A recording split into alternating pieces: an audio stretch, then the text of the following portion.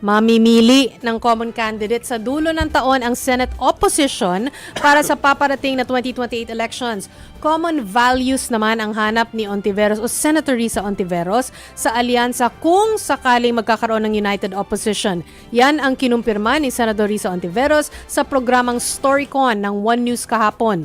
Sa panayam naman ni News 5 anchor Cheryl Cosim sa programang The Long Take ng One News, inamin ng senadora na malakas na kandidato sa pagkapangulo, lalo na kung gagawin ng eleksyon ngayon si Vice President Sara Duterte. Kaya kung sino raw ang pipiliin ng oposisyon, dapat ay mapantayan at kalaunan ay malagpasan si VP Sara. Magiging mahigpit na kalaban si VP Sara ng Liberal Party. Hindi naman sikreto yan. Yes. Hindi, tsaka makikita rin natin na meron din namang subtle actions yung ibang mga partido. Kasi di ba, for example, hindi tayo magpapangalan, pero dun sa administrasyon, makikita natin kung sino yung mga bibo. Di ba? Yung mga nagpaparamdam na parang nakikita mo ng, uy, meron ng testing the waters. Yes. Parang ganyan. Yes.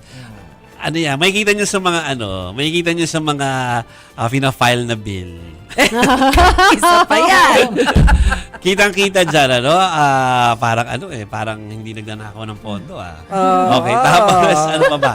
Meron din yung mga wala pa sa gobyerno pero may ambisyon maging senador, talagang may mga impossible pronouncements sila na alam na natin hindi mangyayari yung kahit ano mangyari, pero push pa rin sila. Push pa rin sila. Ayan, so alam nyo na nagalawang 2028 po yan. Okay lang po yan. Kilalanin natin sila dahil may oras pa, tas para bumoto tayo ng maayos. Meron nga, natin kapag sila. tinatanong, hindi naman humihindi. Yes. Oo. Okay, Open naman. Basta meron pong timeline. Sinabi na po ng Vice Presidente natin sa interview na dito rin lumabas sa ating show. Hindi lang show, sa buong stasyon natin na December 2026 siya magdedesisyon o magsasabi ng kanyang plano for 2028. Tapos kagabi, na-inere na natin yung interview ni Cheryl Cosim nga yung kay opposition ay sila ay umaamin sila na kung meron mang frontrunner ngayon. Si VP Sara yun. Pero kasi talaga naman. 'Di ba? Hindi mo rin talaga maikakaila na kung meron talagang malinaw na malakas na kandidato sa pagka-presidente for 2028. Siya naman talaga 'yon. Yeah. At yung mga kalaban niyang mga partido, wala rin talaga tayong makitang malakas for now. Yes. Ang hirap pala, At no? saka, Nasa kongreso ka ngayon. Hindi ka magaling na politiko or parang walang lugar sa'yo dito sa mundo ng politika kung hindi mo aaminin yan. Yes. Kasi dapat ngayon pa lang, alam mo na kung sino ang mga dapat mong tinitignan. Kung Correct. gusto mo lumaban. Magsa-SWOT analysis ka na. Parang hindi- Strength, weakness, Correct. opportunities, and threats. Yes. Uy, maaga talaga silang nagpapasurvey din. Oo, hindi lang nila inaamin. Hindi lang nila ipapublish. Siyempre. Pero alam nila yung mga kombinasyon na posible, senaryo na posible. Correct. Kung hindi yan ginagawa ng isang politiko, siguradong talo siya sa 2020. Naman. Yung mga last minute. Siguradong talo siya doon. Sabi nila meron daw tayong soundbite. Sige, i-playback natin yan. Sinabi nga ni Senator Frank na si VP ang pinakamalakas na kandidato sa ngayon. Kailangan, realistically, take note kami ng mga ganyang challenges. Those are the kinds of candidacies na we will be competing against. So, kailangan up to the standards kami. Ako, Sabi parang... mo, blooming si Senator Risa. Parang feeling ko, pero parang mas blooming si Yeng.